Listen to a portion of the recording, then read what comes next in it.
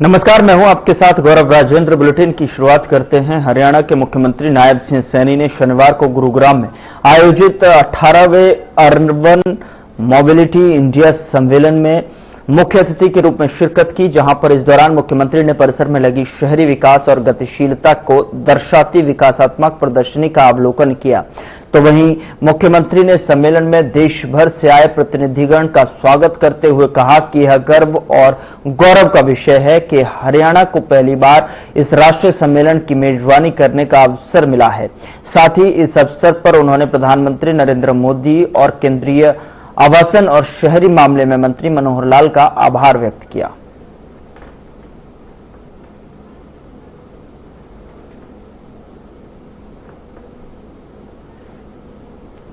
साथियों, यह तेज रफ्तार रेल नेटवर्क दिल्ली, गुरुग्राम, करनाल और जेवर अंतर्राष्ट्रीय हवाई अड्डे को ये सीधे जोड़ेगा और इससे राष्ट्रीय हमारी राजधानी क्षेत्र में एक नया आर्थिक गलियारा वो तैयार होगा और लोगों को सुरक्षित, आरामदायक तथा ऊर्जा कुशल यात्रा का विकल्प भी मिलेगा।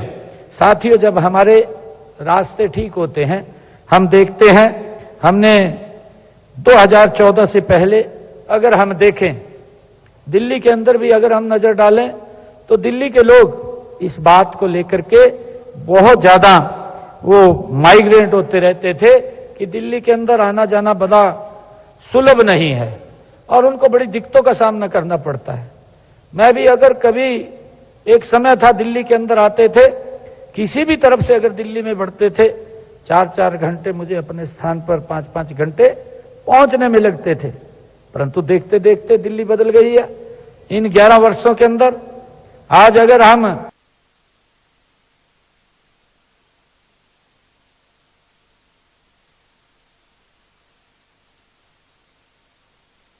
उधर पानीपत जिला के गांव ग्वालड़ा से जो है किवाना तक एक विशाल रन फॉर यूनिटी यात्रा का आयोजन किया गया और इस अवसर पर गांव ग्वालड़ा में एक विशाल जनसभा भी हुई। कार्यक्रम के मुख्य अतिथि केंद्रीय ऊर्जा, आवास और शहरी विकास मंत्री मनोहर लाल रहे। विशिष्ट अतिथि के रूप में पंचायत मंत्री कृष्णलाल पंवार और विधायक मनमोहन भड़ाना और साथ ही आपको बता दें कि वरिष्ठ बीजेपी नेता गजेंद्र सलूजा मौजूद रहे। वहीं कार्यक्रम की अध्यक्षता बीजेपी जिला अध्यक्ष दुष्यंत भट्ट ने की। केंद्रीय मंत्री मनोहर लाल ने कार्यक्रम को संबोधित करते हुए कहा कि इस समय पूरे भारत में रन फॉर यूनिटी आत्मनिर्भर भारत संकल्प यात्रा निकाली जा रही है। प्रत्येक लोकसभा क्षेत्र में ऐसी 3-3 यात्राएं निकाली जा रही हैं।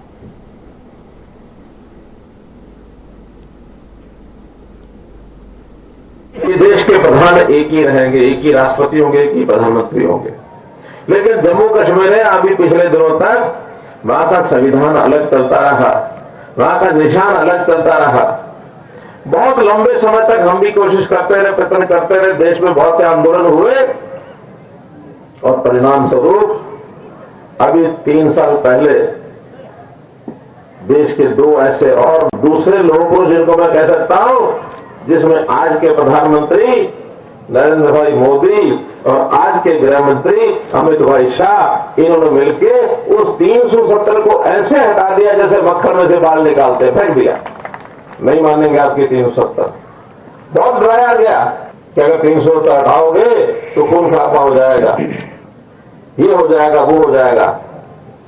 किसी के खरोच आई क्या, पता ही नहीं लगा। तो मित्रों, ये होती है देश के प्रति नीति की बात। देशभक्ति के जब संस्कार हो तो ऐसे सारे काम हो जाते हैं। बहुत काम किए, आज भी हम गिनाने लगे तो बहुत काम है, लेकिन अब तो मैं इतनी बात कह के बात समाप्त करूंगा कि वो सरदार वल्लभ भाई पटेल को देश के बाकी कांग्रेस के लोग तो भूल गए, लेकिन जब अपनी सरकार आई एनडीए की, भारतीय जनता पार्टी की, तो हमारे लोगों ने तय किया कि सरदार वल्लभ भाई पटेल, इनका नाम हमेशा नई पीढ़ियों को याद रहे, प्रेरणा मिलती रहे। यादगार बनाई, कैसी बनाई? केवड़िया है गुजरात में, वहां उनके नाम का एक बहुत बड़ा स्टैच्यू बनाया गया।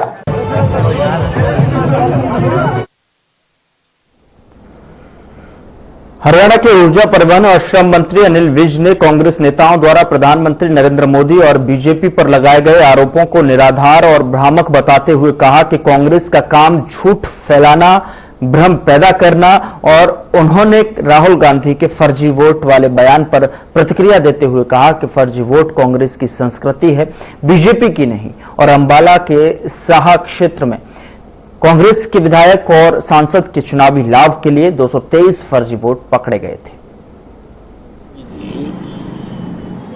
वोटों के नाम पर सारे देश को गुमराह कर रहे हैं। ये वोटों बनी हुई दिखा रहे हैं, डली किसको, ये वो नहीं दिखा रहे। और भारतीय जनता पार्टी की तो कभी ये संस्कृति नहीं रही जाली वोटें बनाने की। कांग्रेस बनाती आई है, हमने खुद पकड़ा इनको कई बार, और कई हलकों में अभी हमारे पास साहा है, एक गांव में 200 वोटें बनी हुई हैं, और वहां से कांग्रेस का एमएलए भी और एमपी जीता हुआ है। तो राहुल गांधी जी आधी बात कर रहे हैं, पूरी बात नहीं कर रहे हैं। किसको डाली गई, चुनाव को असर तभी पड़ सकता है अगर डाली गई, तो डाली गई तो ये बता नहीं रहे। पूरी पहले रिपोर्ट लाओ, डाली गई बताओ, फिर बोलो।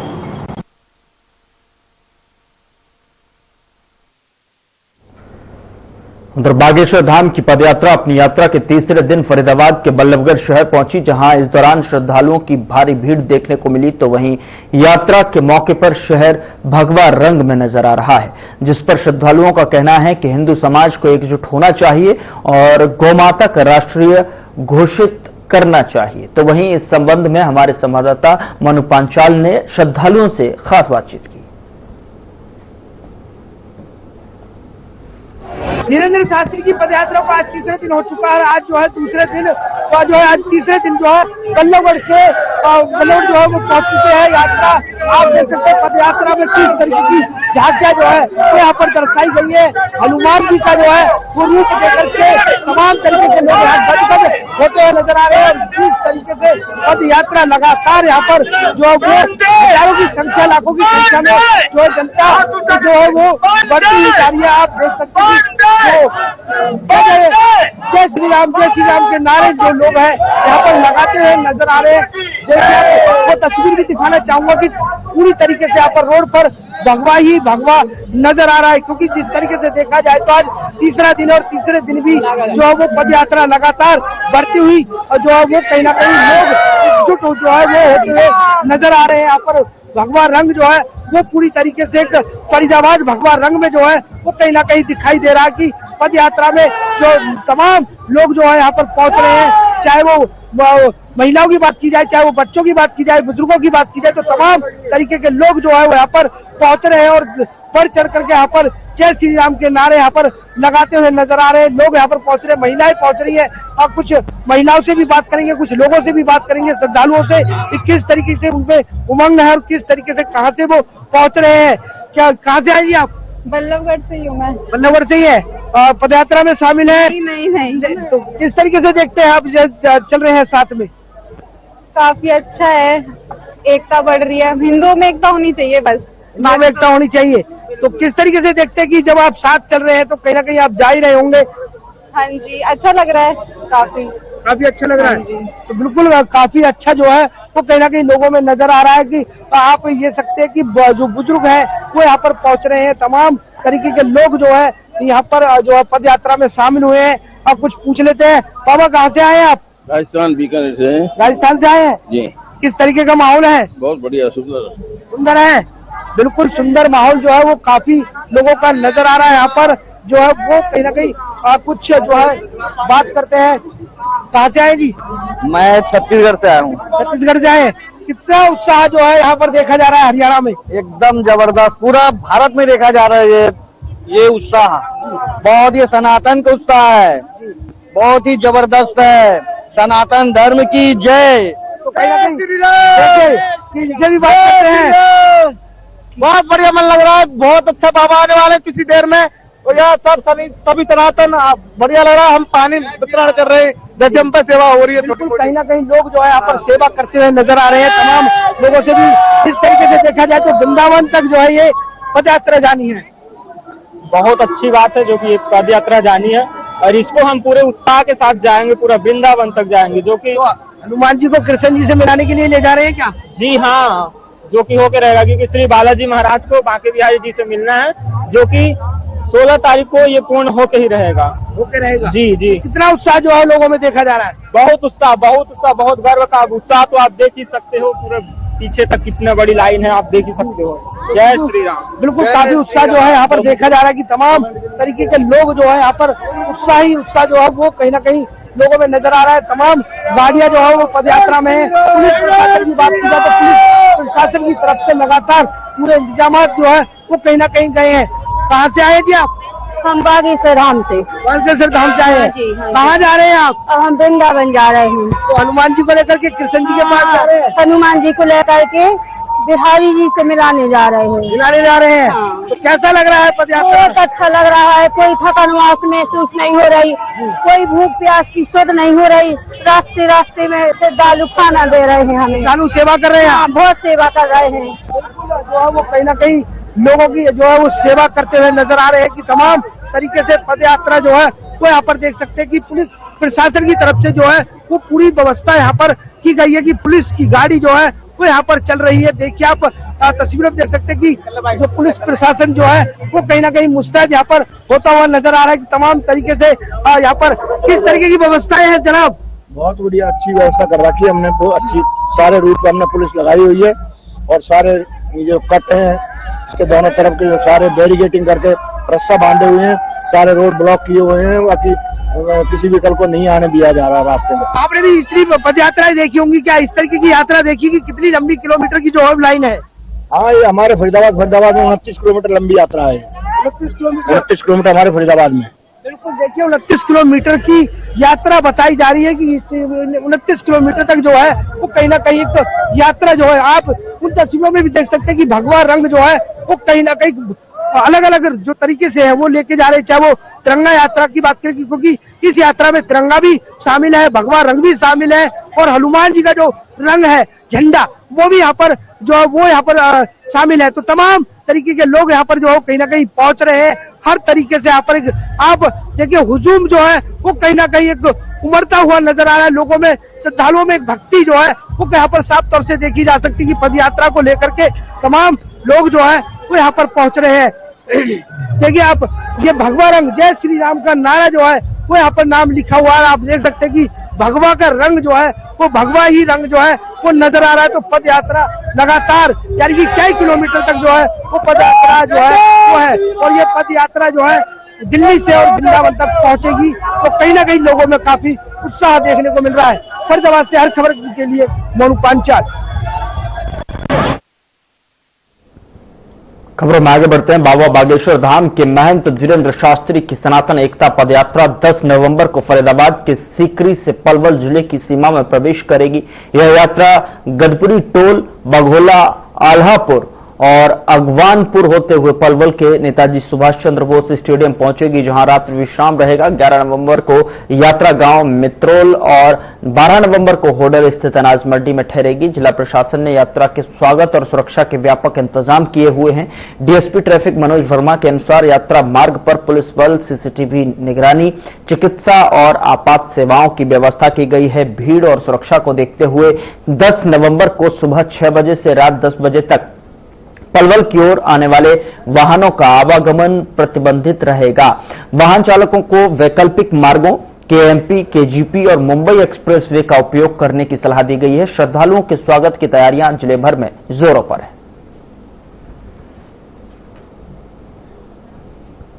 यहां रुक रहे एक छोटे से ब्रेक के लिए। ब्रेक के उस पार खबरों का सिलसिला लगातार जारी है। कुछ लोग खाते पीते तो बहुत बढ़िया हैं, पर फिर भी उनकी सेहत नहीं बनती। पिचके हुए गाल हैं, हड्डियां निकली हुई हैं, पैंटें ढीली हैं, कपड़े जचते नहीं, कोई पर्सनैलिटी नहीं। ऐसे लगता है इधर से खाए जा रहे हैं, उधर से निकले जा रहा है। क्योंकि उनका पाचन तंत्र खराब है। और जब तक के पाचन तंत्र दुरुस्त नहीं होगा, वो जितना मर्जी अच्छे से अच्छा खा ले, उनकी सेहत नहीं बन सकती।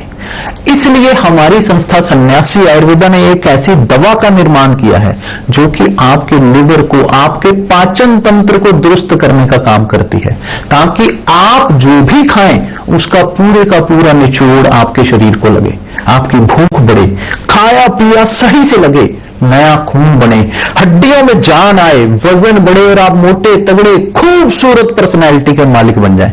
सिर्फ 655 रुपए की पूरे 1 महीने की दवा होती है और आप इसे घर बैठे 01145454545 पर फोन करके दवा मंगो।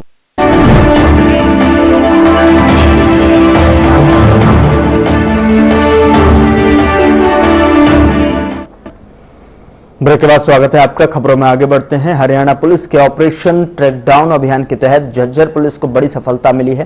सीआईए बहादुरगढ़ की टीम ने मात्र 12 घंटे में जानलेवा हमले के 3 आरोपियों को गिरफ्तार कर उनके कब्जे से 3 अवैध पिस्तौल और 9 जिंदा कारतूस बरामद किए हैं। पुलिस आयुक्त डॉक्टर राजश्री सिंह ने बताया कि यह कार्रवाई डीजीपी ओपी सिंह के दिशा निर्देशों में की गई है और घटना 7 नवंबर की मध्यरात्रि में दुर्गा कॉलोनी बहादुरगढ़ में हुई थी, जब गोली चलने से इलाके में दहशत फैल गई। तुरंत कार्रवाई करते हुए पुलिस ने 3 टीमें बनाई और छापेमारी कर प्रीति, संतोष और सागर उर्फ चिता को गिरफ्तार कर लिया है। प्रारंभिक पूछताछ में सामने आया कि वारदात पुरानी रंजिश के चलते की गई थी। आरोपी संतोष पहले भी हत्या के मामले में जेल जा चुका है और तीनों के खिलाफ थाना लाइन पार बहादुरगढ़ में जानलेवा हमला और आर्म्स एक्ट के तहत मामला दर्ज किया गया है।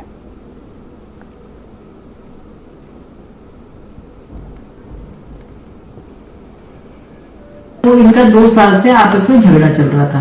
पहले बच्चों का झगड़ा था और बाद में इनका आपस में समझौता हो गया। वो बात थाने तक नहीं पहुंची, लेकिन झगड़ा स्वभाव बढ़ गया और इनमें एक दूसरे के ऊपर इन्होंने पहले तो 10 तारीख को संतोष और राजू, इनके ऊपर कमल, साहिल, राहुल, मनीष, अंकित, रोहित, भगत राम, इन्होंने हवाई फायर किए, जिनको हमने अरेस्ट कर लिया था।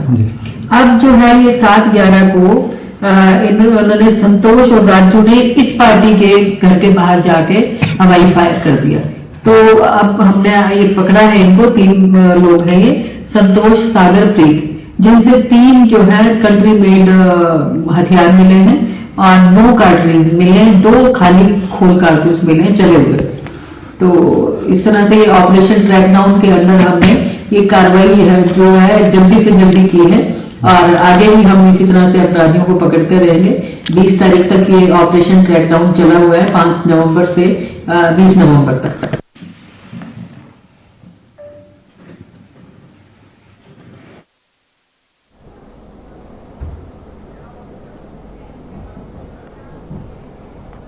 उधर भिवानी महेंद्रगढ़ लोकसभा क्षेत्र के बाड़ड़ा खंड के गांव चांदवास में सांसद खेल महोत्सव का भव्य आयोजन किया गया। कार्यक्रम में मुख्य अतिथि के रूप में सांसद चौधरी धर्मवीर सिंह ने शिरकत की और महोत्सव का उद्देश्य ग्रामीण युवाओं को खेलों के प्रति प्रेरित करना और खेल प्रतिभाओं को प्रोत्साहन देना रहा। साथ ही कार्यक्रम की शुरुआत दीप प्रज्वलन से हुई, जिसके बाद छात्राओं ने सांस्कृतिक प्रस्तुतियों के माध्यम से खेल भावना और राष्ट्र प्रेम का संदेश दिया। अपने संबोधन में सांसद धर्मवीर सिंह ने कहा कि प्रधानमंत्री नरेंद्र मोदी का सपना है कि फिट इंडिया, स्वस्थ भारत। उन्होंने युवाओं से नशे से दूर रहने और खेलों में भाग लेने का आह्वान किया। महोत्सव में कबड्डी, वॉलीबॉल, कुश्ती, खो खो और दौड़, रस्साकशी जैसी प्रतियोगिताएं रही।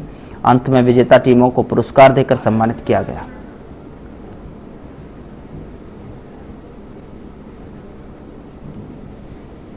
सारा देश फिट इंडिया के नाम से और खासकर ग्रामीण खेल कूद, क्योंकि अपना हरियाणा तो सबसे ज्यादा खेल के अंदर हिस्सा लेता है। जब कभी भी ओलंपिक हो, कॉमनवेल्थ हो, एशियाड हो, यानी राष्ट्रीय स्तर से लेकर अंतर्राष्ट्रीय स्तर तक हम लगभग 1/3 मेडल जीतते हैं। और प्रधानमंत्री जी की सोच के मुताबिक देश में 543 सीटें हैं लोकसभा की, राज्यसभा हो या लोकसभा का सदस्य। सभी सांसद अपने अपने गांव में विधानसभा वाइज और फिर पार्लियामेंट, इसी प्रकार का ये खेल, क्योंकि कल हमारा नारनौल है आखिरी, और उसके बाद मेरी इस कमेटी से डिस्कस करके कहूंगा मैं पहुंचला कहाँ गए बलवा में सुबह की 14 बजे फैसला करें 29 और 30 तारीख को, क्योंकि तीनों जिलों में बड़ा स्टेडियम केवल भिवानी में है।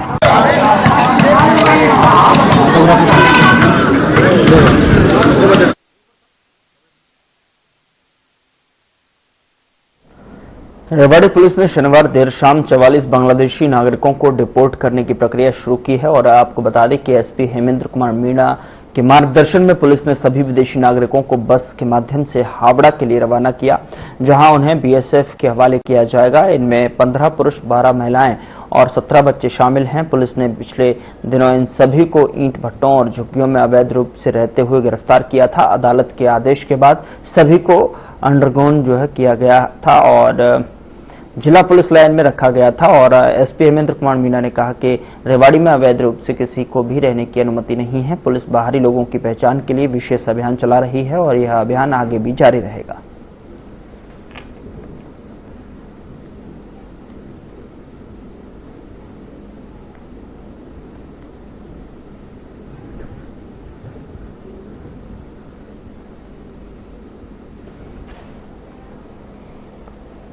यमुनानगर के प्रताप नगर बस स्टैंड को सीसीटीवी कैमरे से लैस कर दिया गया है। आपको बता दें कि 6 नवंबर को प्रताप नगर बस स्टैंड पर दिल्ली पौंटा साहिब रोड पर चलने वाली बस ने 6 छात्राओं को कुचल दिया था, जिसमें एक छात्र की उपचार के दौरान मौत हो गई थी। घटना स्थल पर पहुंचे जिला उपायुक्त पार्थ गुप्ता और पुलिस अधीक्षक कमलदीप गोयल ने बस स्टैंड में लगे सीसीटीवी कैमरा की फुटेज देखने लगे तो पता चला कि सीसीटीवी बंद पड़े हुए हैं, जिसको लेकर जिला उपायुक्त ने परिवहन विभाग के अधिकारियों को जमकर फटकार लगाई थी। जिला उपायुक्त द्वारा लगी फटकार से विभाग ने बस स्टैंड में 3 नए कैमरे लगवाए हैं और इसके साथ ही प्रतापनगर में डायल 112 की गाड़ी को भी जिला पुलिस अधीक्षक कमलदीप गोयल द्वारा दिशा निर्देश दिए गए हैं कि सभी जगह पर निरंतर गश्त की जाए ताकि बस स्टैंड जैसी वाली जगह पर यात्रियों को किसी भी प्रकार की असुविधा ना हो। बताते चलें कि डायल 112 की गाड़ियां जहां सुरक्षा व्यवस्था बनाने में अपना सहयोग करेगी, वहीं प्रतापनगर क्षेत्र में सक्रिय शरारती और सामाजिक तत्वों पर कड़ी नजर रखी।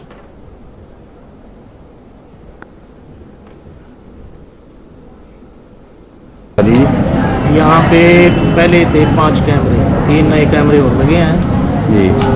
टोटल 8 कैमरे हैं यहाँ पे। अच्छा जी। सारे के सारे कैमरे चल रहे हैं। ठीक है जी। सारी लोकेशन बस स्टैंड की कवर कर रहे हैं। और एक्स्ट्रा यहाँ पे 4 नई गाड़ियाँ लगी हैं जहानाबाद यमुनानगर के लिए जी। एक लेडीज बस लगी है और स्पेशल, और कर्मचारी छात्राओं को, सवारियों को बस में चढ़ा रहे, उतार रहे, कोई दिक्कत नहीं। एसपी साहब की तरफ से वो है कि बार बार चक्कर लगाओ यहाँ पे और ज़्यादा भीड़ नहीं, सभी को जो सुविधा हो सभी को, ठीक है जी। और बार बार एसएचओ साहब भी सभी चक्कर लगाते हैं, ठीक है जी। पूरा आदेश है एसपी साहब की तरफ से कि आप बार बार चक्कर लगाते रहो। बस स्टैंड है, कॉलेज है, सब में जाना है, इससे किसी ने असुविधा ना हो। गुरुग्राम में दिल्ली एनसीआर का बढ़ता प्रदूषण गर्भवती महिलाओं के लिए गंभीर चिंता का कारण बन गया है। सरकारी अस्पताल की ईएनटी सर्जन सौगंशी गर्ग का कहना है कि दिवाली के बाद से पॉल्यूशन से संक्रमित मरीजों की संख्या लगातार बढ़ रही है। मरीजों में गले में संक्रमण, खांसी, जुकाम, सूखी खांसी, सिरदर्द, त्वचा रोग, आंखों में जलन जैसी समस्याएं देखने को मिल रही हैं।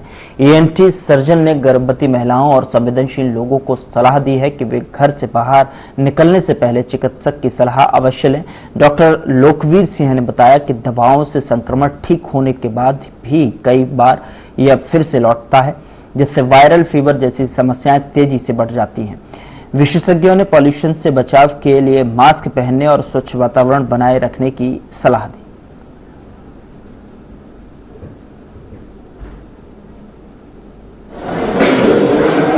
दीपावली के बाद से जैसे कि पॉल्यूशन का लेवल कुछ बढ़ा भी है और वो जैसे कि आज बताया गया है कि 350 करोड़ कर चुका है, तो उसके मद्देनजर जो मरीजों की संख्या है वो 10 से 15% के करीब इजाफा हुआ है। वो हर तरह के मरीज हैं, आंखों में जलन है या आपके स्किन के खुजली, खारिश है या लाल चकत्ते पड़ना है या सांस की परेशानी है, सांस के दमे के मरीजों की संख्या बढ़ना, और जो बुजुर्ग आदमी है जिनको पहले से परेशानी होती है उनकी जो सीवियरिटी बढ़ गई है, उनको ज्यादा इमरजेंसी में लाया गया है तो उनको इलाज दिया गया है। तो इस जो पोल्यूशन में या एयर क्वालिटी इंडेक्स के डाउन होने से, खराब होने से, उससे मरीजों की संख्या में बड़ा इजाफा तो हुआ है।